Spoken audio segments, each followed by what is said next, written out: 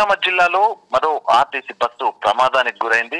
నిడిగొండ వద్ద ప్రధాన రహదారిపై హనుమకొండ నుంచి హైదరాబాద్ వెళ్తుండగా పక్కనే ఆగి ఉన్నటువంటి ఇసుక లారీని వెనక నుండి ఢీకొట్టింది. ఈ ఘటనలో బస్సులో ప్రయాణిస్తున్న ఇద్దరు ప్రయాణికులు అక్కడికక్కడే మృత్యువాత పడగా మరో 6గురికి తీవ్ర గాయాలయ్యాయి. మృతులు ఇద్దరిని కూడా ప్రస్తుతం పోలీసులు బస్సు శిథిలాల నుంచి తొలగించి జనగామ ప్రభుత్వ ఆసుపత్రికి అయితే తరలించారు. ఇక గాయపడ్డ 6గురికి అయితే చికిత్స కొనసాగుతుంది.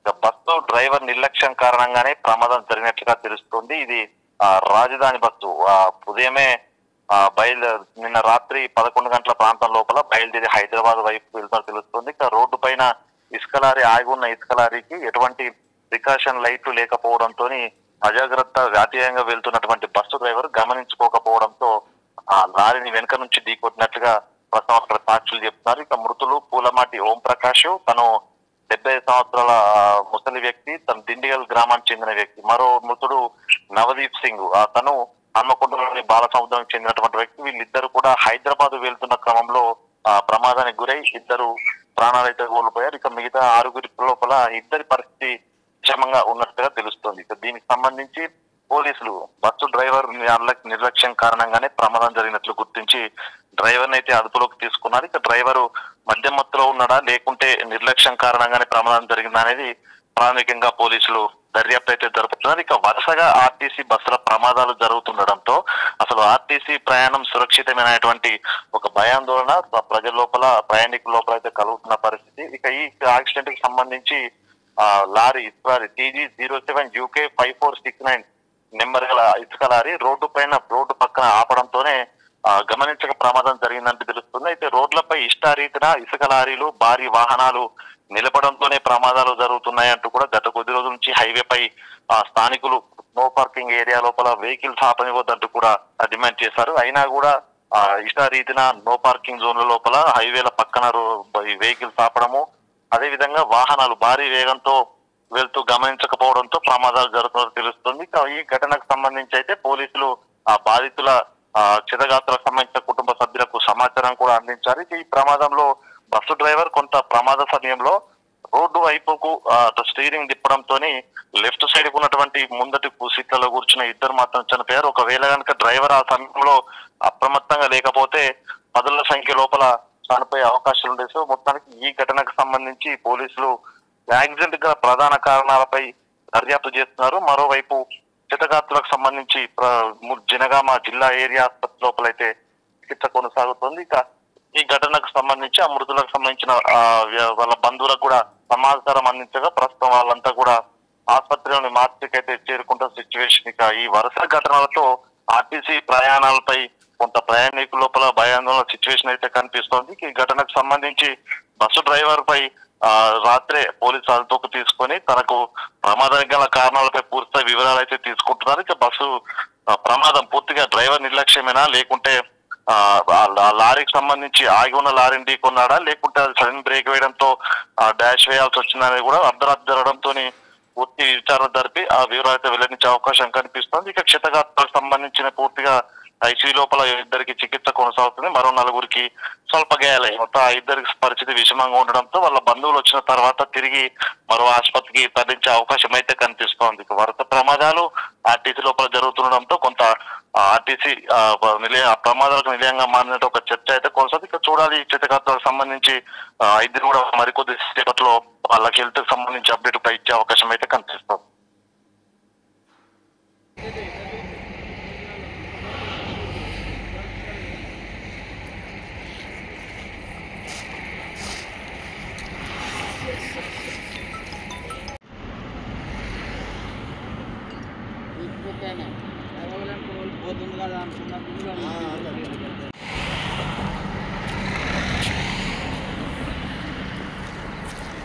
బస్సు ప్రమాదానికి సంబంధించి అయితే ప్రస్తుతము పోలీసులు ఘటనా స్థలానికి చేరుకున్నారు. ఈ బస్సు రాజధాని బస్సు దాదాపు 100 స్పీడ్ తో వెళ్తుంది ప్రమాదం జరిగినప్పుడు అంటూ కూడా స్థానికులు చెప్పారు. ఇక బస్సు ప్రమాదానికి గురైనప్పుడు అందులోపల 20 మంది ప్రయాణికున్నట్లుగా తెలుస్తుంది. అందులోనూ ఇద్దరు హన్మకొండ నుంచి హైదరాబాద్ వెళ్తున్న క్రమంలోనే ప్రమాదం జరగడంతో అందులో హనుమకొండ బాలసముద్రానికి చెందినటువంటి నవదీప్ సింగ్ చెందాడు. స్పాట్ లోనే పులమాటి ఓం ప్రకాష్ తన దిండిగల్ చెందిన వ్యక్తి. వీళ్ళంతా డ్రైవర్ కు ఆపోజిట్ సైడ్ మొదటి సీట్లలో కూర్చున్న ఇద్దరే చనిపోయారు. ఇక స్వల్ప గాయాలతో వెనుకున్నటువంటి 6 బయటపడ్డారు. అందులో ఇద్దరు పరిస్థితి ప్రస్తుతం సీరియస్ గా ఉన్నట్టుగా తెలుస్తుంది. ఇక ప్రయాణికులకు సంబంధించిన వివరాలను ప్రస్తుతం పోలీసులు అయితే సేకరిస్తున్నారు. ఇక జనగామ జనరల్ ఆసుపత్రికి క్షతగాత్రం తరించి చికిత్స కొనసాగుతుంది. ఇక ప్రమాద తీవ్రత చూస్తే పూర్తి ఒక బస్సుకు సంబంధించినటువంటి సైడ్ భాగం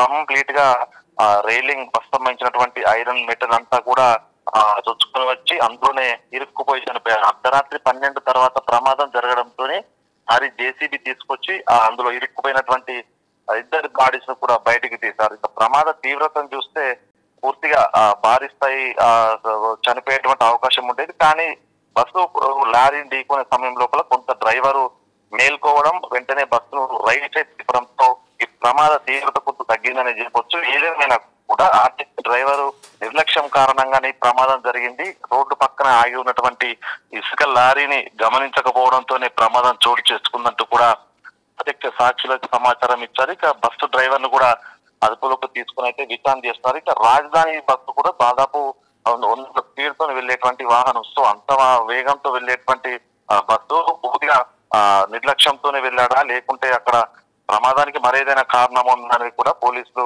విచారణ అయితే చేస్తున్నారు. ఇక బస్సులోని ప్రయాణికులంతా కూడా 12 గంటల ప్రాంతం లోపల ప్రమాదం జరగగానే ఆ స్థానికులు ఇతర బస్సు లోపల వారిని గమ్యస్థానానికి హైదరాబాద్ కి అయితే చేరవేశారు. ఇక అందులో కొంతమంది షాక్ గురి కావడంతో ఫస్ట్ ఎయిడ్ చేసి మరికొంతమందిని జనగామ ఏరియా ఆసుపత్రికి తరలించారు. ప్రస్తుతము 6 జనగామ ఏరియా ఆసుపత్రిలో చికిత్స పొందుతుండగా హైదరాబాద్ కు చెందినటువంటి ఇద్దరు వ్యక్తులు మాత్రము కొంత సీరియస్ గా ఉన్నట్టు కూడా వైద్యులు చెప్పారు. వీళ్ళకి సంబంధించి అప్డేట్ మరికొద్ది సేపట్లో వచ్చే అవకాశం ఉంది. ఇక మరికొద్ది సేపట్లో ప్రాథమికంగా బస్సు ప్రమాదానికి సంబంధించి ప్రధాన కారణాలు, అందులో క్షతగాత్ర వివరాలను కూడా పోలీసులు అఫీషియల్ గా వెల్లడించే అవకాశం అయితే కనిపిస్తుంది. ఇక ఈ బస్సు ప్రమాదాలు ప్రధానంగా ఇప్పటికే స్పెషల్ ట్రైన్ హాట్స్పాట్ ఎక్కడెక్కడైతే ప్రమాదాలు జరుగుతున్నాయో ఆ ప్రమాదాలకు గల కారణాలు గుర్తించడానికి ఇప్పటికే ఒక ప్రత్యేక టీం ఏర్పాటు చేశారు.